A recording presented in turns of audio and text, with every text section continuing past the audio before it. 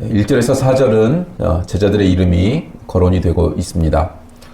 오늘 본문의 내용은 예수님께서 12제자를 예수님께서 이 12제자를 세우시고 파송하시며 가서 할 일들을 부탁하시는 내용입니다. 사도라고도 하고 제자라고도 하고, 사도라는 뜻 자체가 보냄을 받은 자라는 뜻이고, 제자라고 하면 스승을 쫓아 하는 자죠. 그 스승을 닮으려고 하는 제자입니다. 그래서 이 12제자가 기본적으로 그 뜻을 가지고 있는 사람들입니다. 이 12제자를 보내시는 내용을 보면 우리 지난 시간에 했던 9장 36절 이하, 왜 예수님께서 이 12제자를 보내시는가? 무리를 보시고 불쌍히 여기시니 이는 그들이 목자 없는 양과 같이 고생하며 기진함이라. 민망히 여기신다 그랬죠. 이에 제자들에게 이르시되 추수할 것은 많되 일꾼이 적으니 그러므로 추수하는 주인에게 청하여 추수할 일꾼들을 보내주소서 하라 하시니라. 이 말씀의 연장선에서 예수님께서 제자들을 보내시는 겁니다. 추수할 자들이 많고 불쌍히 여겨야 될 자들, 불쌍히 여기고 민망히 여기고, 그래서 그들을 구원하고 고쳐주고 하는 일들을 제자들에게 부탁하시는 겁니다. 그러니까 35절, 예수께서 모든 도시와 마을에 두루다니사 그들의 회당에서 가르치시며 천국 복음을 전파하시며 모든 병과 모든 약한 것을 고치시니라. 이것을 풍성히 행하기 위해 12제자를 보내고 있는 겁니다. 예수님께서 행하신 이 일을 풍성하게 하기 위하여 보내는 것이죠. 10장 5절에 보면 뭘 해야 되느냐? 예수께서 이 12를 내보내시며 명하여 이르시되 이방인의 길로도 가지 말고 사마리아인의 고을에도 들어가지 말고 가면서 전파하여 말하되 천국이 가까이 왔다 하고 구원을 선포하고 병든 자를 고치며 죽은 자를 살리며 나병한 자를 깨끗하게 하며 귀신을 쫓아내되 너희가 거저받았으니 거저주라. 이렇게 되어 있습니다. 불쌍히 여기고 민망히 여기고 병 고쳐주고 귀신 쫓아내고 천국 복음을 선포하고 더 많은 사람들에게 예수님의 이 풍성한 은혜의 혜택을 끼치기 위해 12제자를 보내는 겁니다. 예수님 믿는 자들을 보내는 겁니다. 우리 신자들이 예수님을 믿는다라고 하는 그 이름을 부여받았을 때 그 삶의 책임, 그 삶이 무엇을 의미하느냐? 그 삶의 책임이 무엇이냐? 그 첫 번째가 이겁니다. 예수님께서 제자들을 보내신 것 같이 우리도 보냄을 받고 있다라는 인식을 해야 됩니다. 우리가 신앙생활하면서 좀 성숙한 경지에 들어갈 수가 없는 첫 번째 관문이 여기입니다.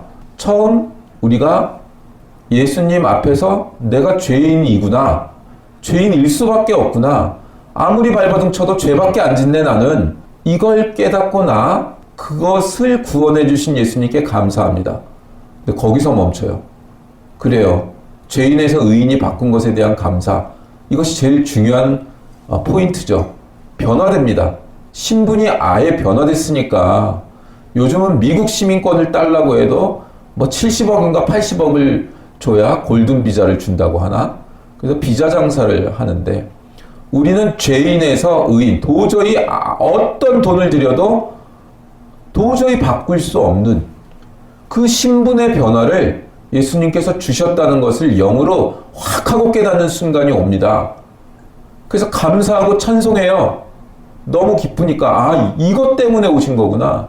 내가 발버둥 쳐도 안 되는 이것 때문에 예수님이 제일 중요하다고 해놓고도 우리는 세상으로 가니까, 하물며 그전이랑 예수님을 믿게 된 건 얼마나 크게 다르겠어요. 근데 거기서 끝나요. 거기서.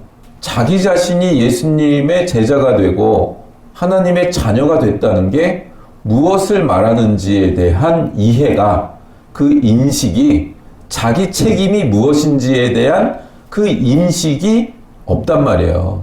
그게 우리가 성숙한 신앙으로 가는, 최소한 성소에 들어가서 하나님과 1대1로 기도를 드리고 하나님의 말씀을 받는 그 관계 자체가 안 된단 말이에요. 그 관계가. 성소에 들어가서 진설병을 안 먹으니까 금촛대 역할을, 그 빛의 역할 감당 못하고, 그러니 하나님께 올려드리는 기도가 하나도 하나님 앞에 상달이 안 되고, 그러니 당연히 하나님께서도 뭔가 은혜를 부어주시고 싶어도 부어주실 수가 없는 거죠. 정체성이 안 바뀌었으니까. 성소도 못 들어가니까, 성소도. 번제단에서 회개하고 물두덩에서 씻었어. 근데 성소에는 안 들어가네? 성소에 들어가야 지성소까지 가는데 진짜 중요한 복음의 핵심까지 못 들어간단 말이에요, 성도들이. 그리고 세상이 너무나 급박하니까 세상에 마음 뺏겨 살고, 그게 자기 정체성인 줄 알아요. 너무나 많은 시간을 거기다 보내니까. 그게 자신의 정체성인 줄 안다고. 나는 많은 걸 안 바래요. 그냥 더도 말고 덜도 말고 그냥 집 한 칸 있고 애들 대학 공부까지 시켜서 결혼까지만 시키면 그거면 되죠. 재벌되게 해달래요, 하나님. 하나님의 자녀인데 이거 정도는 해주셔야죠. 다 거기에 멈춰 있다고요, 거기에. 그거 하면 신앙의 삶을 살았다는 거야. 그러니까 애초에 자기가 구원받은 내용이 뭔지를 모르는 거예요. 성도가 됐다는 게 뭔지를 모르는 거야. 예배 드려주고 헌금 내주고 자기 의무 다 했다 이거야. 그러니 어떻게 하나님 말씀을 들어요? 하나님이 분명히 사인으로 말씀하시고 사건으로 말씀하시고 관계로 말씀하시고 말씀으로 말씀하시고 해석이 안 되죠. 해석이. 앞에 분명히 묵상 기도하고 찬양하면서 예배자로 준비될 때 회개부터 하라고 했어요. 그 회개부터 쭉 영적으로 들어와야 말씀을 들을 때 옥토가 돼서 가난한 심령으로 말씀을 듣습니다. 육신의 아버지로 보고 하면 안 되고 육신의 남편으로 보면 안 되고 가난한 심령으로 하나님 말씀을 받으셔야 됩니다, 여러분. 엄위한 것입니다, 이것은. 이 긴장감을 놓치는 순간 그냥 종교 행위하고 있는 거라고요. 자꾸 자기에게 자기가 정한 보상을 달라는 거예요. 자꾸 그 보상을 세상적인 걸로 달라는 거예요. 본인이 어떤 정체성과 그 정체성을 가진 자는 어떤 책임을 가졌는지 그 책임이 곧 보상이에요. 왜냐? 구원받지 못했으면 도무지 할 수 없는 것들을 맡기셨거든요. 여러분이 진짜, 우리가 전부 진짜 믿음이 생기면 귀신이 두렵지 않고 귀신을 쫓아낼 수 있고, 하나님이 허락하신 은사가 부어지면 병도 낫게 하고, 공부의 영, 학자의 영이 부어지면 공부도 세계적인 수준으로 그냥 해요. 그냥. 우리 정체성이 확보되는 게 제일 먼저예요. 하나님과의 관계가 깊어지는 게 제일 먼저라고요. 그 다음이에요. 그 다음. 이 세상 속에 나가서 빛이 되고 소금이 되는 건 그 다음이라고요. 이걸 먼저 단단하게 붙들 수 있는 신앙의 실력이 있어야 됩니다, 우리에게. 자녀로 부름받은 자의 보상, 또는 그 자녀의 책임, 그런 게 뭐냐? 예수님께서 이 땅에 오셔서 그로 인하여 일어난 일들, 병자를 낫게 하고 안전뱅이를 일으키고 봉사가 눈을 뜨고 귀신이 쫓아내지고 구원이 임하고 죄인들이 천국 복음을 듣고 이 일들이 더 크고 더 넓고 더 풍성하게 일어나게 하기 위하여 제자들을 부르셨단 말이에요. 예수님이 하신 것을 더 크게 하기 위하여 우리를 부르셨단 말이에요. 하나님이 예수님을 이 땅에 보내신 거는 왜 보내셨어요? 복을 주시기 위해, 구원의 복을 주시기 위해, 생명의 복을 주시기 위해. 요한복음 3장 16절. 자, 우리 다 같이 준비 시작. 하나님이 세상을 이처럼 사랑하사 독생자를 주셨으니 이는 저를 믿는 자마다 멸망치 않고 영생을 얻게 하려 하심이라. 17절은 모르죠? 알아요. 뭐예요? 그 아들을 세상에 보내사 보낸 것은 세상을 심판하려 하심이 아니요 구원을 얻게 하려 하심이라. 하나님이 그 아들을 이 세상에 보내신 것은 세상을 심판하려 하심이 아니요 구원을 얻게 하려 하심이라. 심판하려고 예수님 보내신 게 아니래요. 구원을 얻게 하려 하신대요. 그러니까 이 땅에 오셔서 병 고치고 귀신 쫓아내시고 그러신 일들을 다 일반화하면 우리 불쌍한 인간들을 민망히 여기시고 불쌍히 여기시고 구원하시고 복 주시기 위해서 오셨대요. 그래서 믿는 자, 신자의 믿지 않는 자와의 차별이 뭐냐? 구별되는 점이 뭐냐 그러면 우리가 있음으로써 그 사회와 그 시대가 복을 받는다는 것입니다. 우리로 인하여 이 사회가 복을 받는다는 거예요. 이게 신자의 정체성이고 책임이고 특권입니다. 우리를 통해서만 이 사회는 복을 받아요. 이 사회가 경제적으로 번영하고 잘 살게 된 게 복이 아니에요. 잘 살게 되면 인간은 썩어요. 썩어 문드러진다고요.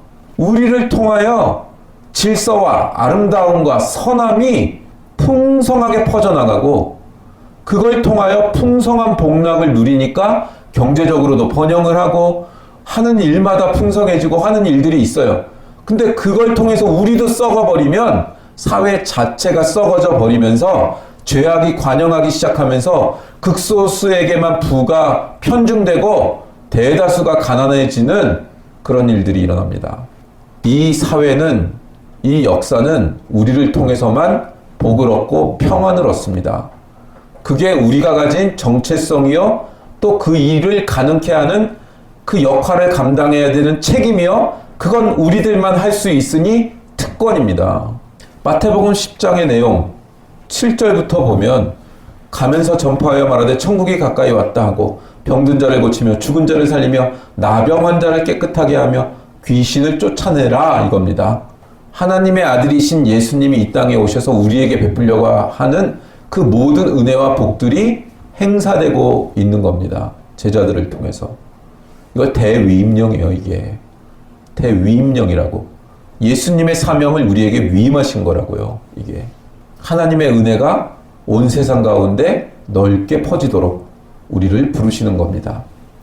아브라함 부르는 장면을 보시면 명확해지죠. 이렇게 여러분 부른 겁니다. 규빈이 예언이 이렇게 부른 거예요. 창세기 12장 1절 여호와께서 아브라함에게 이르시되 너는 너의 고향과 친척과 아버지의 집을 떠나 내가 내게 보여줄 땅으로 가라. 내가 너로 큰 민족을 이루고 내게 복을 주어 내 이름을 창대하게 하리니 너는 복이 될지라. 복의 근원이 되는 거예요. 너를 축복하는 자에게는 내가 복을 내리고 너를 저주하는 자에게는 내가 저주하리니 땅의 모든 족속이 너로 말미암아 복을 얻을 것이라 하신지라. 아멘. 아멘. 아멘. 아멘. 규빈이와 예영이를 통해서 이 세상이 복을 얻습니다. 여러분의 학교가 여러분을 통하여 복을 얻는 거예요. 여러분들의 친구들이 여러분을 통하여 복을 얻습니다. 마음의 평안을 얻고 외로움이 치료되고 절망이 치료되고 빛을 얻게 만드는 그 역할을 감당하는 게 그리스도인의 사명이고 책임이고 특권입니다. 그게 보상이에요. 이 세상 사람들은 할 수 없는 것들을 여러분들이 소유하고 있다는 것, 그게 보상이라고. 그게 보상. 다른 게 보상이 아니에요. 갑자기 공부를 잘해서 좋은 대학 가고 좋은 기업 가고 그렇게 하실 수도 있고 안 하실 수도 있어요. 그건 보상이 아니에요. 그냥 야 너는 나를 사랑하니까 저기 어디 지방의 어느 대학 가서 거기에 있는 어느 기숙사에 있는 걔네들 구원해라. 그러면 거기가 서울대고 거기가 하버드라고. 그 생각, 그 영적인 생각을 할 수 있어야 돼요. 공부를 게을리하라는 얘기를 하는 게 아닙니다. 목숨 걸고 성실하게 하세요. 바보처럼 성실하게 하세요. 그런데 보상으로 좋은 대학을 요구하지 마세요. 하나님께. 누구한테 각광받고 추앙받는 위치에 가는 것을 보상으로 달라고 하지 마세요. 사업을 해도 마찬가지고 목회를 해도 마찬가지고 하나님이 명하신 그 일을 행하세요. 그것 자체가 보상입니다. 우리한테. 우리는 철저하게 이 생각을 해야 돼요. 왜냐? 우리 못해요. 이걸. 못한다고. 이 안에서 못한다고. 그러니까 이건 감정, 감상으로 되는 게 아니고 논리적으로, 의지적으로 꽉 붙들고 이를 악물고 꺾어 자기 자신을 꺾어 복종하여 해야 돼요. 자연스럽게 이게 안 됩니다. 이게 자연스럽게 되면 성자 소리 듣지. 우리는 복종해야 돼요. 꺾어서 해야 돼요. 다 자기 계획 있고 자기가 하고 싶은 거, 자기가 머릿속에 기획한 거 하고 싶지 하나님 뜻 따르고 싶지 않습니다. 본성이에요. 본성. 우리의. 아브라함이 일반 세상과 다른 차별은 모든 족속으로 복을 얻게 하려고 부름받았다는 거예요. 복의 근원을 삼은 거예요. 복의 근원 강림하사잖아요. 예수님의 복의 근원이 강림하셨다고. 그 예수님이 우리 심령에 있으니까 우리가 복의 근원이에요. 아브라함 잘되게, 아브라함 그래 잘 살았어요. 물론 마지막 죽을 때야 막벨라 굴밖에 없는 거죠. 뭐 재산을 가지고 하나님 나라 갈 거야? 이 땅에 남기고 막벨라 굴밖에 없는 거지. 이삭한테 뭐 좀. 그러나 그는 부유하게 살았어요. 근데 그게 보상이 아니라고요. 그는 세상을 복되게 한 거예요. 그는 비겁한 짓도 했어요. 아내를 뭐라고 했어요? 아내를 여동생이라고 했어요. 2번이나 그랬죠? 근데 왕이 꿈을 꾸죠? 하나님한테 혼나죠? 아브라함의 비겁한 행동까지 포함하여 그의 인생을 통하여 하나님이 살아계신 게 아브라함을 통하여 증거돼요. 그게 아브라함의 인생이에요.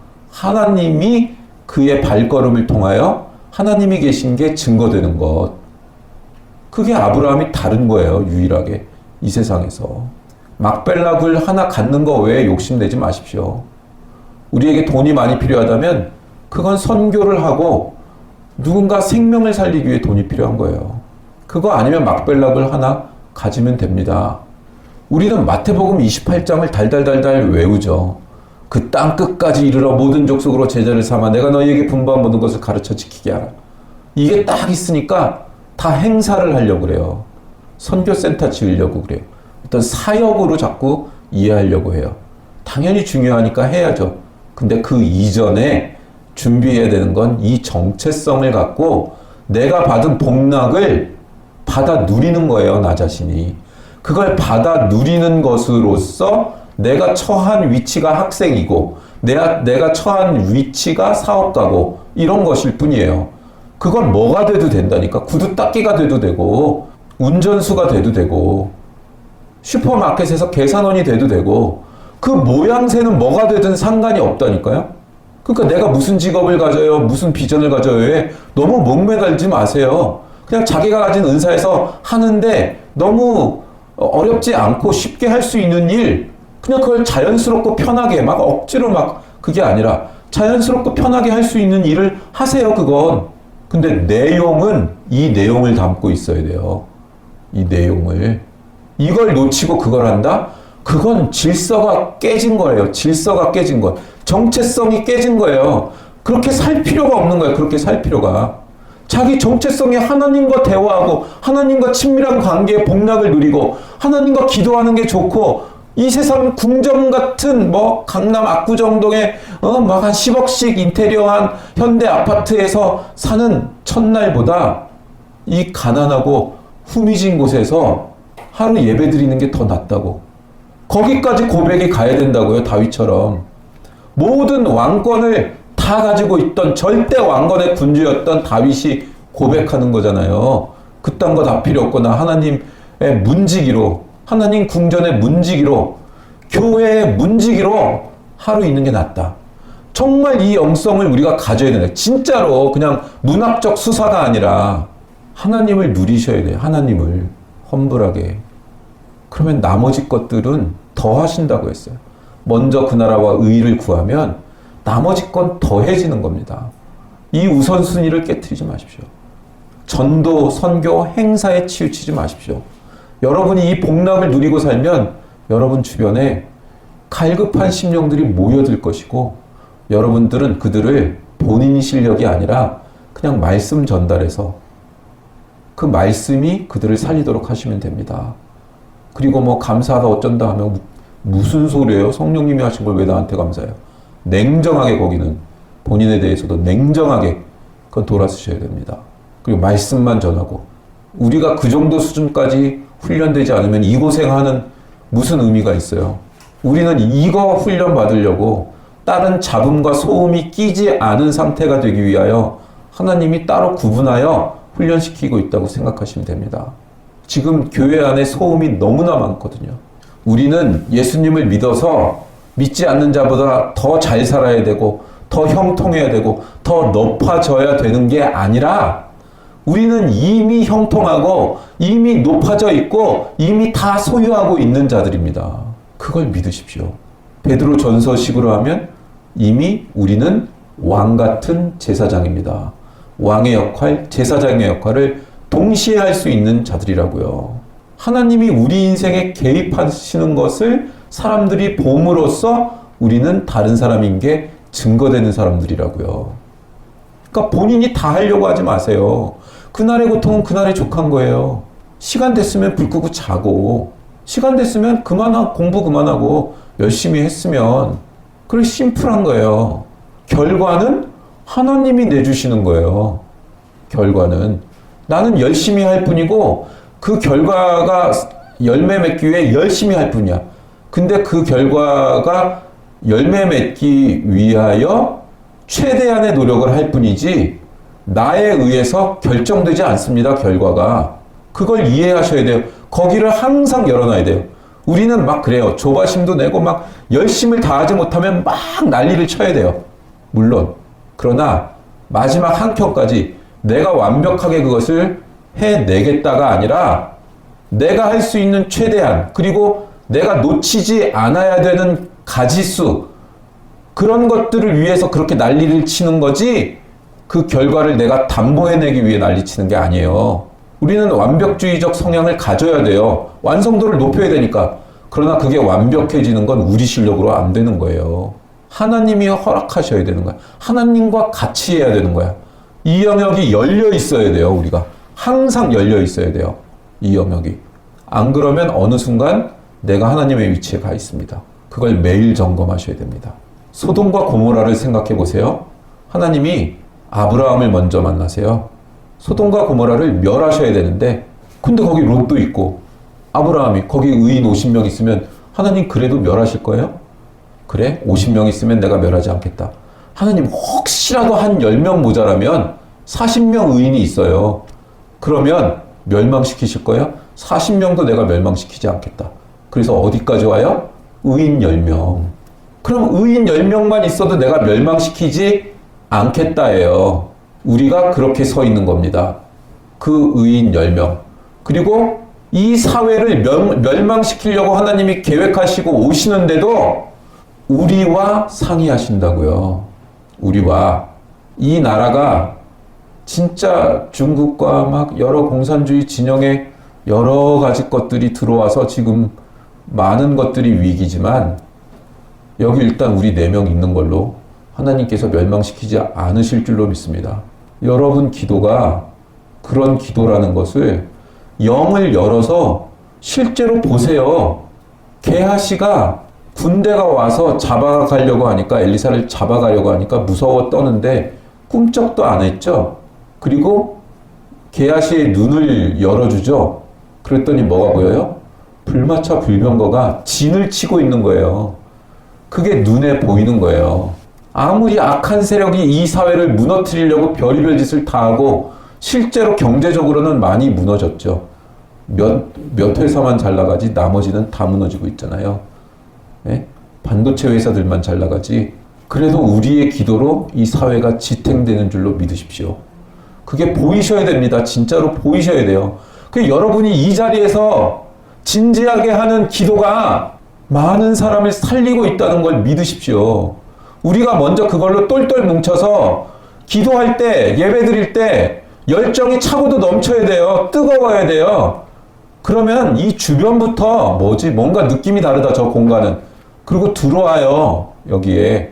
찾아서 영이 죽으려고 하는 영들이 찾아서 들어온다고.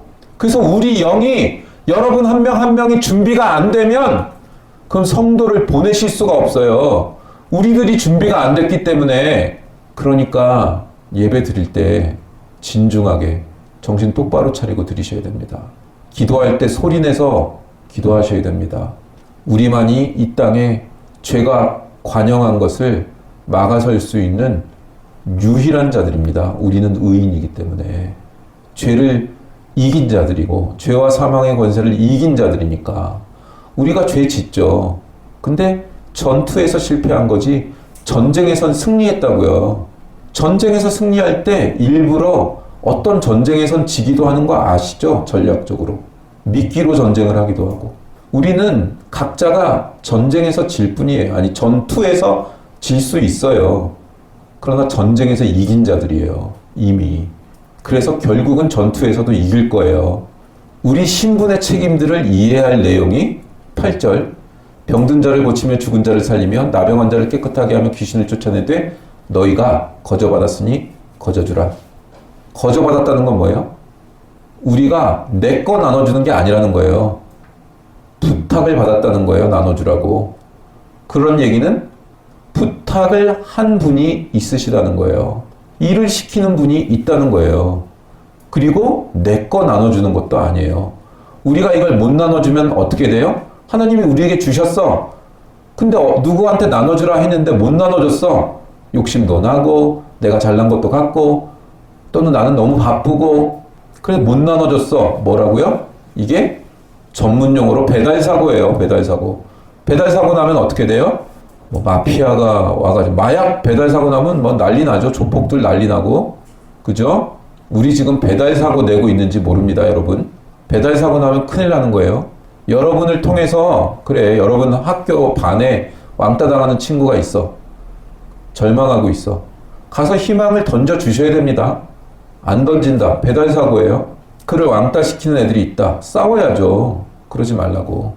싸우기까지가 아니면 최소한 위로하고 그의 친구가 돼줘야죠.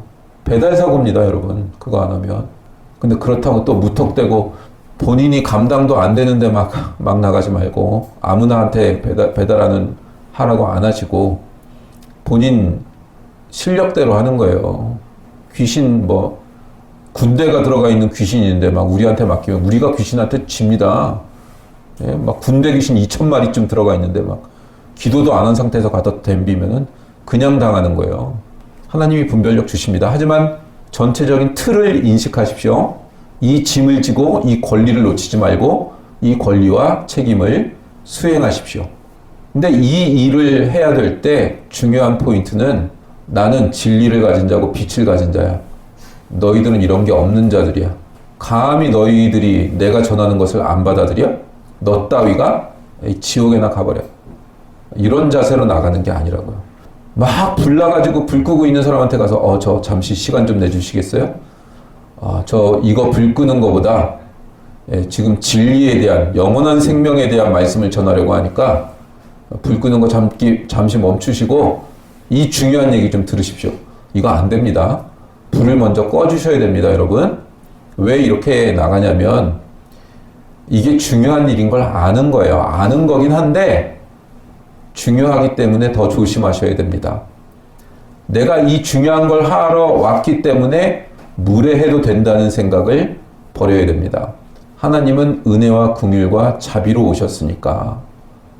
예수님도 그렇게 우리에게 오셨으니까. 우리도 그렇게 나가야 됩니다. 근데 그걸 못하게 하는 사람들이 이 시대에 누구였어요? 바리새인들과 서기관들, 사두개인들. 너희는 천국의 열쇠를 받고도 그 문을 닫고 너희만 안 들어가면 좋은데 남들도 못 들어가게 한다. 이 독사의 자식들아. 아주 그냥 혐오했어요, 예수님이. 개의 아드님들아, 욕을 하셨다고. 예수님은 자신의 몸을 제물로 바치러 오셨습니다. 그래서 신앙이 우리가 조금씩 성숙해질수록 자꾸 섬기는 자의 자세로 가는 겁니다. 눈에 힘이 좀 풀리고 힘이 좀 빠지고 부드러워지고 하는 겁니다.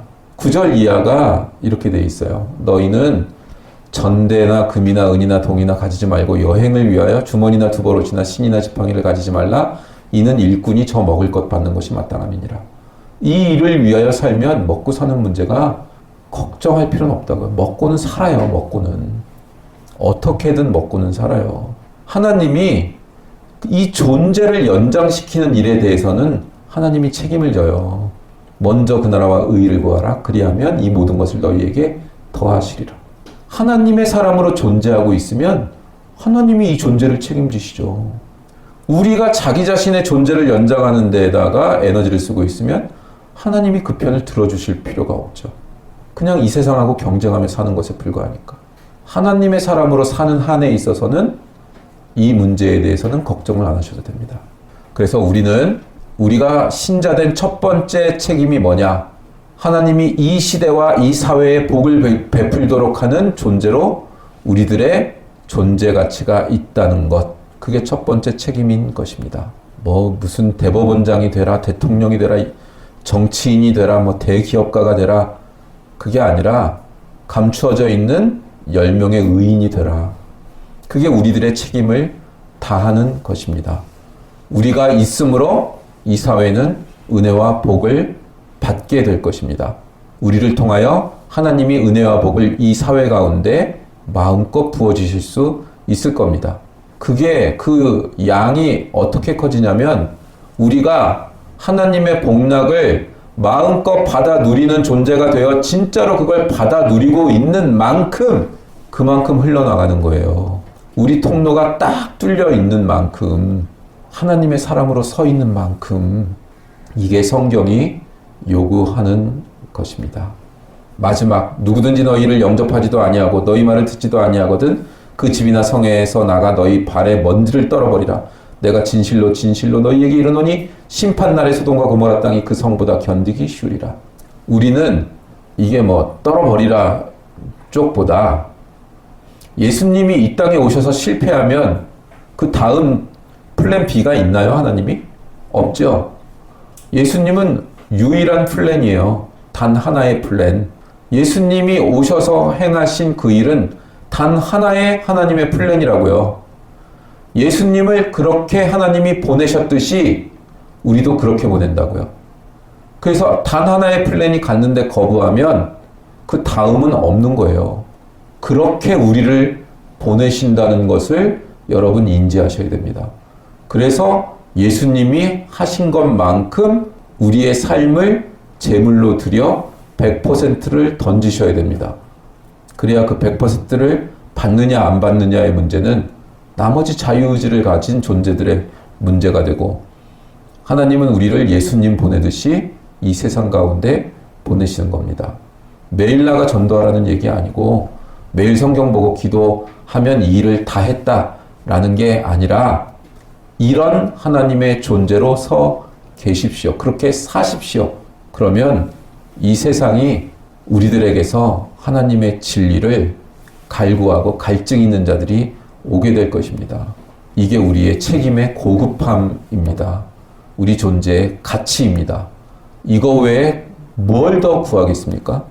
이거보다 더한 것은 없는데 자꾸 이거보다 한참 아래에 있는 것들을 구하지 마십시오. 상의는 하십시오. 상의는 하나하나. 좋은 걸 선택해서 가지십시오.